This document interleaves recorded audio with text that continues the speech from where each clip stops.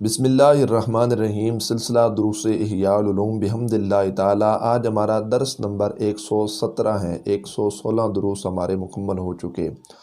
ذکر کے حوالے سے ہماری گفتگو جو تھی وہ جاری تھی، تو وہی سلسلہ آگے بڑھاتے ہیں۔ حضور نبی رحمت عالم صلی اللہ علیہ وآلہ وبارک وسلم نے ایک مرتبہ اصحاب رسول رضوان اللہ تعالی علیہم اجمعین سے ارشاد فرمایا، اے صحابہ، کیا میں تمہیں ایسی چیز نہ بتاؤں جو تمہارے اعمال میں بہترین چیز ہے؟ عمل تو سارے جو احسن ہیں، اچھے عمل ہیں، ان میں جو سب سے بہترین عمل ہے وہ نہ بتاؤں؟ صحابہ کرام رضوان اللہ تعالی علیہم اجمعین چونکہ اعمال خیر کا جذبہ اور اعمال خیر کی ادائیگی کا جذبہ رکھنے والے حضرات تھے، تو انہوں نے عرض کی، یا رسول اللہ صلی اللہ علیہ وسلم ضرور بتلائیے۔ نبی کریم علیہ السلام نے ارشاد فرمایا، وہ ایسی چیز جو تمہارے درجات کو بلند کرنے والی ہے، وہ ایسی چیز ہے کہ سونے چاندی کو اللہ کی راہ میں خرچ کرنے سے بھی بہتر ہے۔ وہ ایسی چیز ہے کہ تم دشمنوں سے قتال کرو اور وہ تم کو قتل کریں، اس سے بھی بڑھ کر ہے۔ اور صحابہ رسول نے خوشی سے، مسرت سے اور ایک نیکی کا جذبہ انہوں نے اپنے دامن میں لیتے ہوئے عرض کی، یا رسول اللہ صلی اللہ علیہ وسلم ضرور بتلائیے۔ نبی کریم علیہ السلام نے ارشاد فرمایا کہ وہ اللہ کا ذکر ہے۔ اخلاص سے جو اللہ کا ذکر کیا جاتا ہے، ایک طرف سونا چاندی دیا جائے اور دوسری طرف اللہ کا ذکر ادا کیا جائے، تو ذکر کرنے والا جو ہے نا عمل جو ہے، یہ سب سے بہترین عمل ہے۔ اور نبی کریم علیہ السلام نے ارشاد فرمایا، مشہور چیز ہے، ہر شے کو صاف کرنے والی کوئی نہ کوئی شے چیز ہوتی ہے، کوئی نہ کوئی آلہ ہوتا ہے، کوئی نہ کوئی ذریعہ ہوتا ہے۔ جسم ہے، کپڑا ہے، اس پر گندگی لگ جائے تو اس کو دھونے اور صاف کرنے کے لحاظ سے مختلف چیزیں ہیں۔ صابن سے ہم جسم کو صاف کرتے ہیں، سرف کا استعمال کیا جاتا ہے کپڑوں کی گندگی کو دور کرنے کے لیے۔ اسی طرح لوہا ہے، اس پہ جب زنگ لگ جاتی ہے تو اس کے لیے کوئی اعلیٰ ذرائع موجود ہیں، زنگ کو صاف کیا جاتا ہے۔ یہ جو ہمارا دل ہے نا، اس پر بھی زنگ لگ جاتا ہے، وہ زنگ کا تعلق گناہوں کے ساتھ ہوتا ہے۔ تو نبی کریم علیہ السلام نے ارشاد فرمایا، ہر شے کو صاف کرنے والی کوئی نہ کوئی شے ہے، اور دل کی جو صفائی کا ذریعہ ہے وہ اللہ کریم جل جلالہ کا ذکر ہے۔ جب ہم ذکر اللہ کا کریں گے تو اس سے ہمارا جو دل ہے وہ صاف ہوگا۔ اللہ اکبر۔ اچھا، علماء اور بالخصوص صوفیاء نے یہاں پر بڑی احسن بات کی ہے۔ وہ کہتے ہیں کہ ہر عبادت اس وقت عبادت ہو سکتی ہے جب اس عبادت کے اندر اخلاص پایا جائے۔ کوئی بھی عبادت ہے، جب اخلاص کا پہلو اس عبادت سے نکال لیا جائے تو عبادت نہیں رہتی، کامل اکمل ثواب حاصل نہیں ہوتا۔ عبادت کا جو پہلو ہے، وہ دار و مدار جو ہے وہ کیا ہے؟ وہ اخلاص ہے۔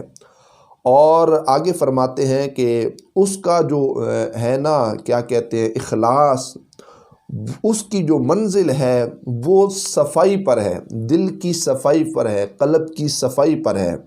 اس وجہ سے بعض صوفیاء کہتے ہیں اس حدیث سے مراد جو ہے وہ ذکر قلبی ہے، دل سے اللہ اللہ کیا جائے، اس رب کو یاد کیا جائے، کہ ذکر قلبی ہے۔ کہتے ہیں کہ دل ہر وقت جب اللہ کریم جل جلالہ کی یاد اور اس کی معرفت میں وابستہ ہو جائے تو اس میں کیا شک ہے، یہ حالت ساری عبادتوں سے افضل ہے، کہ دل کی ہر جب دھڑکن اس کی یاد کے ساتھ وابستہ ہو جائے، ہماری ہر سانس، ہماری ہر دھڑکن میں اللہ اللہ اللہ، اس کریم رب کا اسم اعظم اگر نکلتا رہے تو یہ حقیقت بات ہے، بلا شک و شبہ یہ ایک ایسی عبادت ہے جو تمام عبادات سے افضل عبادت ہے۔ اللہ اکبر۔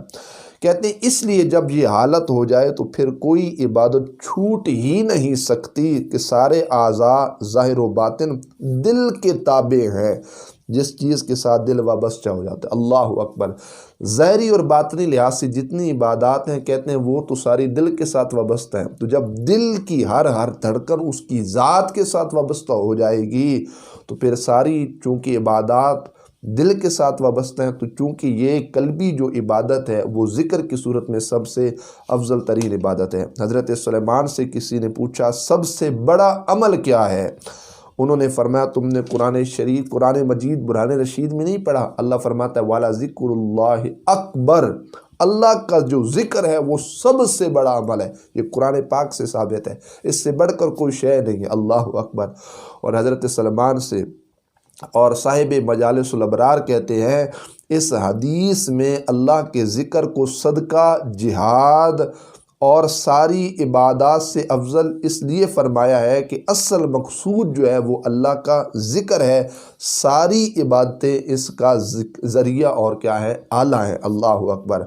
اور حضرت سیدنا سہل حضور نبی رحمت عالم صلی اللہ علیہ وآلہ وبارک وسلم سے نقل کرتے ہیں کہ اللہ کا ذکر اللہ کے راستے میں خرچ کرنے سے 7 لاکھ حصہ زائد ہو جاتا ہے۔ مطلب ایک طرف اللہ کا ذکر ہو، دوسری طرف خرچ ہو رب کی راہ میں، تو 7 لاکھ حصے زائد اس شخص کو کریم رب کے فضل و عنایت سے ثواب نصیب ہوگا جو اخلاص کے ساتھ اللہ کا ذکر کرتا ہے، جس کی دل کی ہر دھڑکن اور جس کی دل میں اللہ کریم جل جلالہ کی یاد اور اس کی معرفت اور جس کی ہر دھڑکن میں اللہ کریم جل جلالہ کا ذکر جو ہے وہ وابستہ رہتا ہے۔ اللہ اکبر، اللہ اکبر۔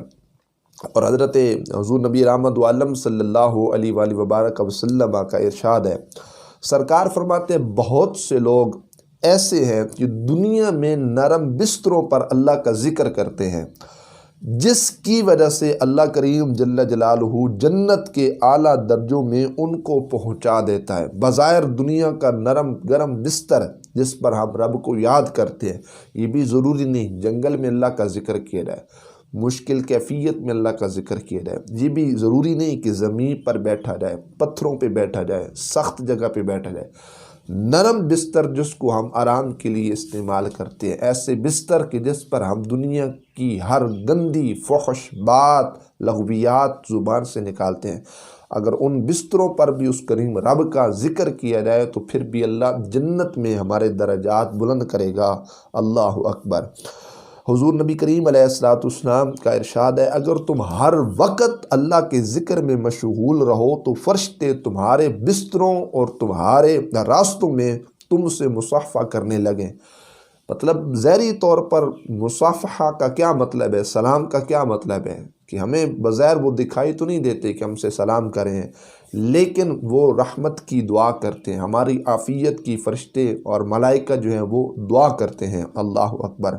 حضرت ابو درداء رضی اللہ تعالی عنہ فرماتے ہیں کہ اللہ کے ذکر کو اپنی مسرتوں اور خوشیوں کے اوقات میں یاد رکھا کرو، وہ تجھ کو مشقتوں اور تکلیفوں کے وقت کام دے گا۔ اللہ جس نے زندگی کی ہر ساتھ میں اللہ کا ذکر کیا، ہر کیفیت میں، دکھ، مصیبت، پریشانی، خوشی کے موقع پر بھی رب کو یاد رکھا، پھر تکلیف میں وہ جو ذکر ہوگا ہمارے کام آئے گا۔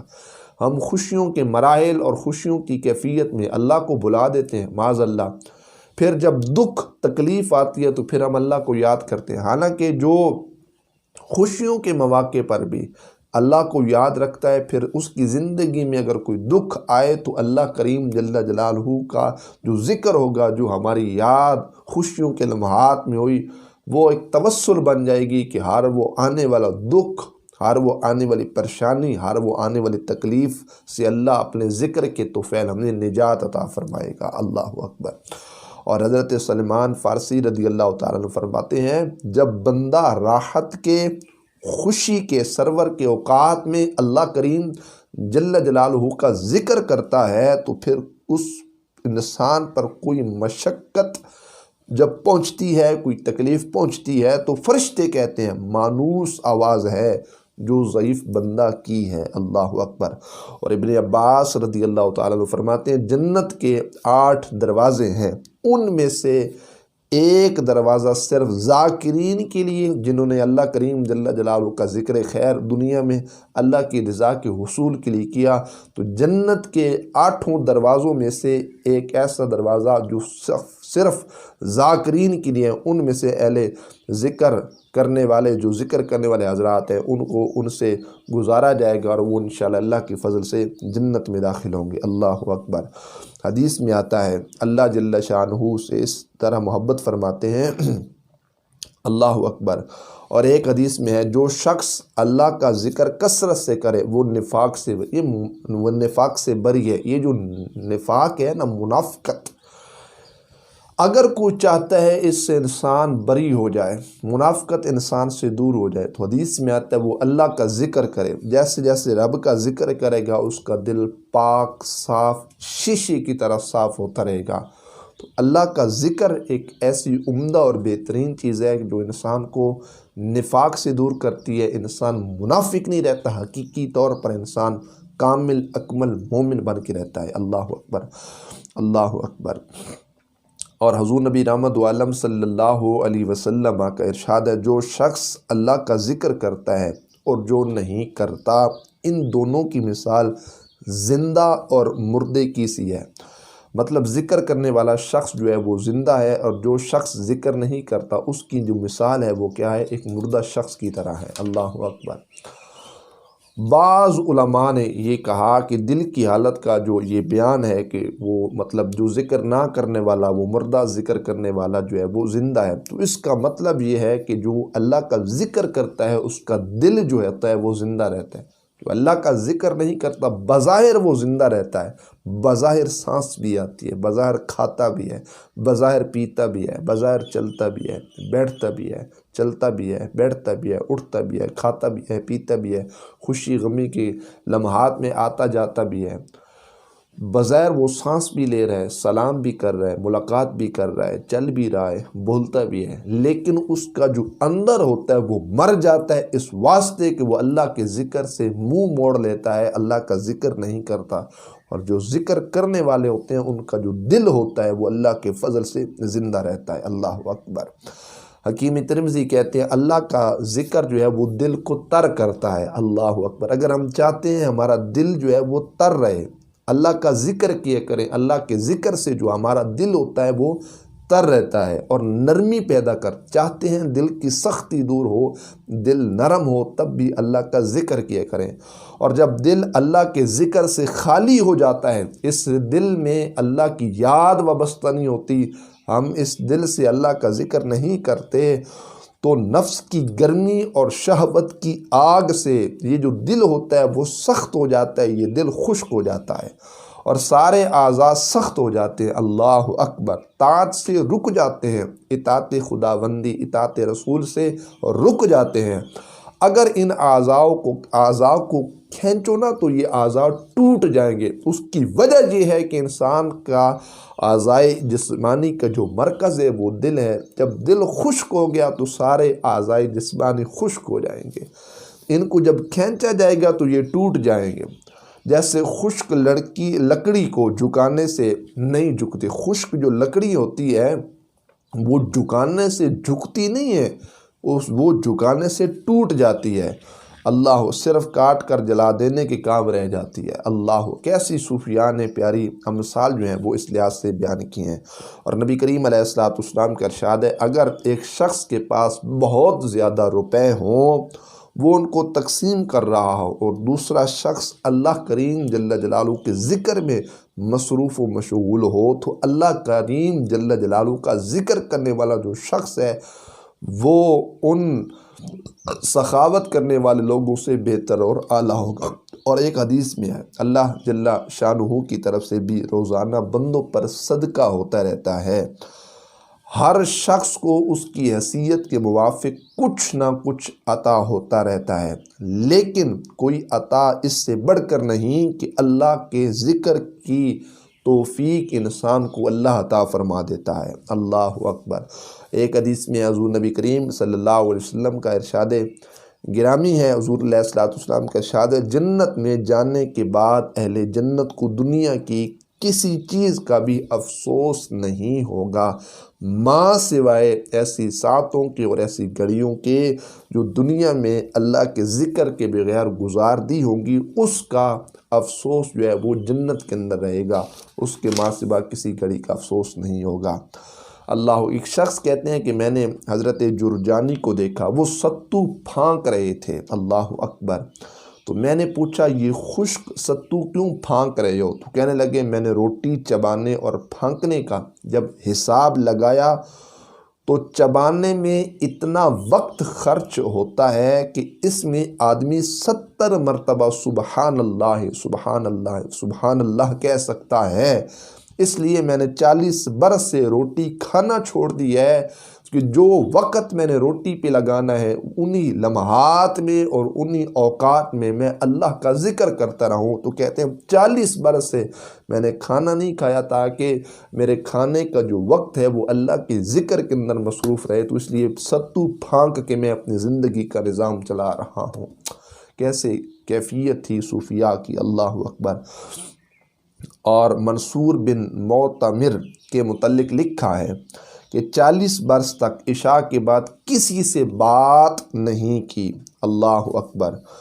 کہ اس کے علاوہ ایک شخص، ایک اور بزرگ دین ہے حضرت ربیع بن حیثم کے متعلق لکھا ہے کہ 20 برس تک جو بات کرتے اس کو ایک پرچہ پر لکھ لیتے اور رات کو اپنے دل کا حساب کرتے کہ کتنی بات اس میں ضروری ہے اور کتنی بات اس میں جو ہے نا غیر ضروری ہیں۔ تو یہ صوفیاء کا ایک عمل کہ ذکر بھی اور ساتھ اپنا احتساب بھی، اپنا عمل کا محاسبہ بھی وہ افراد کیے کرتے تھے۔ اللہ کریم جل جلالہ ہم نے صوفیاء کی تعلیمات پر عمل کرنے کی توفیق عطا فرمائے۔